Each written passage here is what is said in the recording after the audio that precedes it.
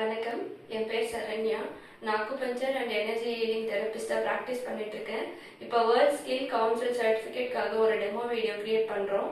இப்போ வந்திருக்க பேஷண்ட்டுக்கு இப்போ நான் அக்குபஞ்சர் ட்ரீட்மெண்ட் பார்க்க போகிறேன். இப்போ நான் பார்க்க போகிறது டீப் பல்ஸ்.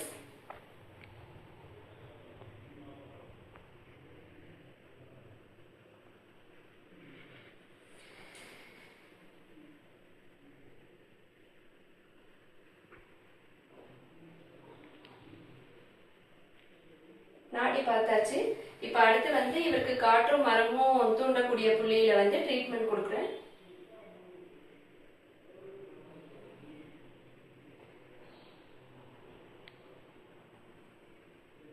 ட்ரீட்மெண்ட் முடிஞ்சது. இப்போ நாடி சரியாயிடுச்சான்னு செக் பண்ணி பார்க்கலாம்.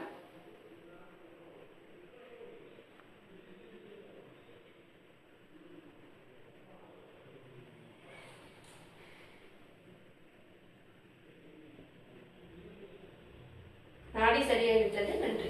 அக்குபஞ்சர் ட்ரீட்மெண்ட் பார்த்தோம். அடுத்து எனர்ஜி ஹீலிங் பார்க்க போறோம். எனர்ஜி ஹீலிங்னா என்னன்னா, ஒரு மனுஷனுடைய 7 சக்கரங்களை சமநிலையில வைக்கிறது தான் எனர்ஜி ஹீலிங்னு சொல்றோம். சமநிலை தவறிய நிலையில நம்ம ஆரோக்கிய குறைவுன்னு சொல்றோம். தியான பயிற்சிகள் நாங்க செய்வதன் மூலியமா இவரை ஸ்கேன் பண்ணி பார்க்கக்கூடிய அளவுக்கு ஒரு அடிப்படை தகுதியில இருக்கும். இப்ப இவரை ஸ்கேன் பண்ணி பாக்குறோம்.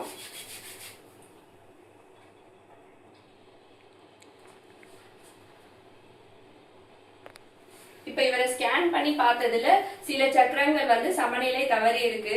அதுக்காக ட்ரீட்மெண்ட் இப்போ நாங்க கொடுக்க போறோம். அந்த ட்ரீட்மெண்ட் கொடுக்கறதுக்கு முன்னாடி இங்க ஒரு மிஸ்டிக் ஃபயர் கிரியேட் பண்றோம். மிஸ்டிக் ஃபயரோ இல்ல உப்பு கரைசலோ இங்க வச்சு ட்ரீட்மெண்ட் கொடுக்க போறோம். இப்ப இங்க உப்பு கரைசல் இல்லாததுனால நான் ஒரு மிஸ்டிக் ஃபயர் கிரியேட் பண்றேன். அடுத்து இவரோட பிராண உடலை கலைச்சு விடுறேன்.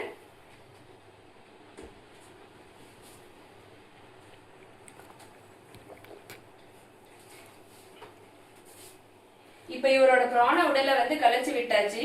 அடுத்து இவரோட பிராண உடலுக்கு சில குறியீடுகள் போடுறோம்.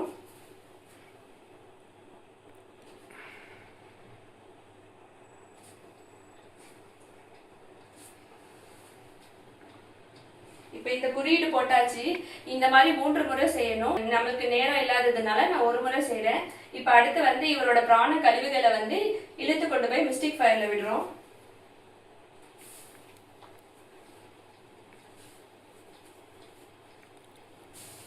இந்த மாதிரி ஒரு எனர்ஜி ஹீலிங் 30ல இருந்து 40 நிமிஷம் ஆகும் செய்யறதுக்கு. இப்ப நம்மளுக்கு நேரம் கருதி நான் எல்லாமே ஒரு முறை செய்து காட்டுறேன்.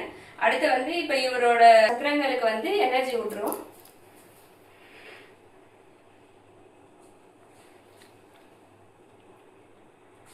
அடுத்து நான் இப்ப மிஸ்டிக் ஃபயர் கட் பண்றேன். இப்ப மிஸ்டிக் ஃபயரை நான் நியூட்ரலைஸ் பண்றேன். அடுத்து இவரை ஒரு பக்கமா திரும்பி படுக்க சொல்லி எந்திரிக்க சொல்றோம். சார்,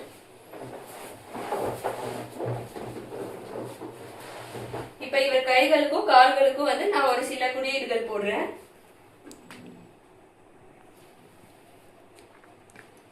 இப்ப இவரோட பிராண உடலை நம்ம எனர்ஜைஸ் பண்றோம்.